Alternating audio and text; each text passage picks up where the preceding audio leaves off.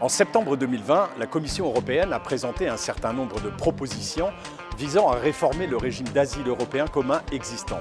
Avec les propositions datant de 2016, elles forment le pacte Asile et Migration. Les négociations sur ces dossiers ont été longues et complexes, avec peu de mouvements, en particulier du côté du Conseil, concernant les dossiers traitant des aspects de solidarité du pacte.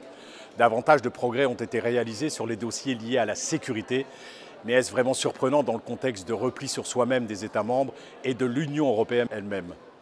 En septembre 2022, le Parlement a signé une feuille de route avec les 5 présidences du Conseil qui allaient se succéder jusqu'à la fin du mandat en juillet 2024. Elle confirmait l'engagement des co-législateurs, que sont le Parlement et le Conseil, à conclure les négociations et à adopter l'ensemble du pacte d'ici la fin de la législature. Dans le cadre de cet accord, les accords provisoires trouvés sur les 3 dossiers de 2016 qui restaient en souffrance, règlement de réinstallation, règlement de qualification et refonte de la directive sur les conditions d'accueil, ont finalement été confirmés par un accord politique en décembre 2022. Les votes finaux pour confirmer les résultats du trilogue, étape de négociation finale réunissant la Commission européenne, le Conseil de l'Union et le Parlement européen sur ces dossiers, auront lieu à la fin de ce mandat. Parallèlement, et dans le cadre du même accord, les négociations en trilogue ont commencé sur le mandat actualisé du règlement Eurodac, en s'appuyant sur l'accord provisoire obtenu en 2019 sur la proposition de refonte de 2016. Dans ce contexte, le Parlement a adopté ses positions sur tous les dossiers restants ce mardi 28 mars en commission des libertés civiles. Cela concerne le règlement sur la gestion de l'asile et d'immigration, le règlement amendé sur les procédures d'asile, le règlement filtrage, le règlement crise. Et mon groupe politique des écologistes européens était très critique à l'égard des propositions de la Commission dès 2020. Comme de nombreuses organisations de la société civile, nous pensions et nous continuons de penser qu'au lieu d'une législation nouvelle ou modifiée, ce qu'il fallait, c'était une mise en œuvre complète et correcte du régime d'asile européen commun existant.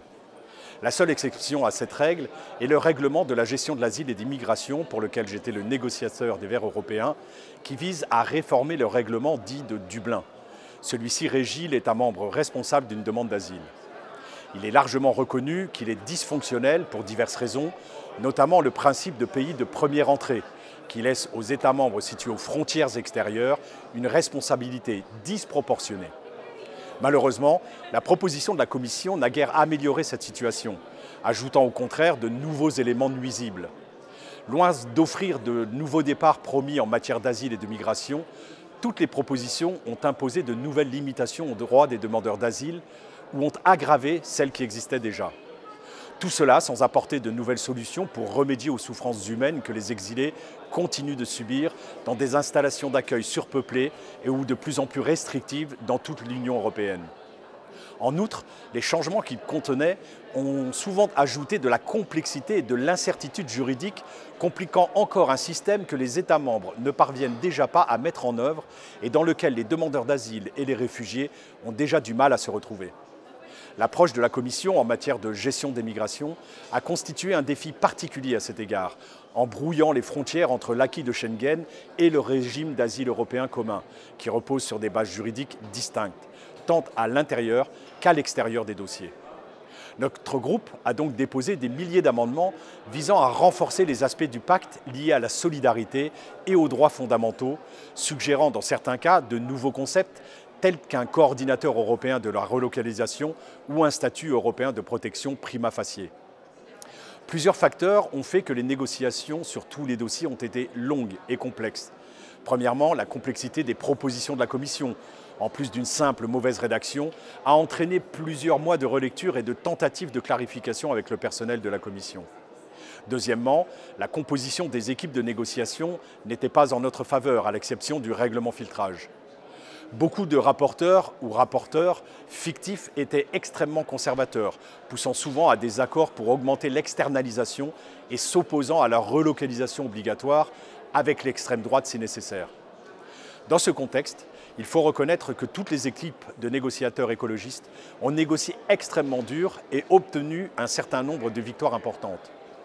Néanmoins, les résultats sont loin des positions progressistes fortes du Parlement que nous aurions espérées pour commencer les trilogues. Comme nous, Les organisations de la société civile avec lesquelles nous sommes en relation constante continuent d'être très critiques à l'égard de tous les textes et nous sommes bien conscients du suivi intense par les citoyennes et citoyens des votes. C'est pourquoi je vous en donne les explications. Sur le règlement crise, pour moi, l'Union européenne s'est déjà dotée d'un texte pour faire face à une situation de crise, et cela dès 2001, qui a parfaitement fonctionné très récemment avec l'accueil des Ukrainiens. C'est la directive d'accueil temporaire. Elle n'avait jamais été activée depuis 2001, même pas en 2015, lors de la crise syrienne. Pour nous, ce règlement crise était inutile. Le texte de la Commission a été incontestablement amélioré avec l'introduction d'un statut européen de protection prima facie, permettant aux ressortissants de pays largement reconnus comme devant recevoir une protection internationale d'obtenir le droit d'asile pratiquement immédiatement, sans plus de procédure. Ou encore la relocalisation obligatoire vers les États membres en cas de crise. Mais nous n'avons pas réussi à faire adopter des changements qui portent trop atteinte aux droits humains, notamment en ce qui concerne la privation de liberté pour les exilés. Ce texte permet de bien trop nombreuses dérogations qui permettent la détention. Et en pesant le pour et le contre dans ce texte, que nous ne souhaitions pas, je le rappelle, nous avons décidé de nous abstenir lors du vote. Il ne faut pas oublier que le vote en commission au Parlement n'est qu'une première étape. La suivante sera les négociations sur ce texte avec le Conseil, les représentants de tous les États membres. Et là, la bataille qui s'engage sera encore beaucoup plus rude, tant les gouvernants de ces États sont de plus en plus égoïstes, fermés, repliés sur eux-mêmes, négligents en matière de solidarité. Pour les règlements filtrage, qui est nouveau lui aussi, pareil, nous n'en voulions pas, car nous ne voulions pas de l'ajout d'une procédure préalable aux procédures d'asile. Cela aboutit en fait à une privation de liberté pour les exilés dès leur arrivée aux frontières de l'Europe. Nous nous sommes attelés à améliorer ce texte. Ce fut le cas avec l'amélioration du suivi du respect des droits fondamentaux et son extension à l'ensemble des zones frontalières qui devra aboutir, souhaitons-le, à plus de transparence et à la prévention des refoulements illégaux. Mais ce texte introduit de plus, dans un règlement de l'Union européenne, le concept très problématique de fiction de non-entrée, qui permet aux États membres de considérer une personne présente sur leur sol comme n'étant pas réellement déjà rentrée sur le territoire de l'Union. Vous imaginez bien ce que cela ouvre comme occasion d'enfermement de ces personnes par les États membres et donc les atteintes aux droits fondamentaux. Nous nous sommes donc abstenus sur ce texte aussi dans l'espoir de l'améliorer lors des négociations avec le Conseil. Sur le règlement procédure d'asile, rien de bon n'a été obtenu dans ce texte, très majoritairement tourné vers la privation massive et de longue durée de liberté aux frontières. Toutes ces procédures à la frontière peuvent en effet entraîner plus de 6 mois d'enfermement pour des personnes n'ayant commis aucun délit et ne demandant qu'à bénéficier de la protection internationale en Europe. Nous avons donc voté contre. Sur les règlements gestion de l'asile et des migrations, la position du Parlement est loin d'être la réforme ambitieuse que nous avions proposée.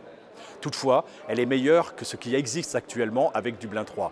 Nous avons élargi les critères qui permettront de déterminer l'État membre responsable de l'accueil et de la protection d'un exilé pour qu'un maximum de liens entre un exilé et un État membre soient pris en compte.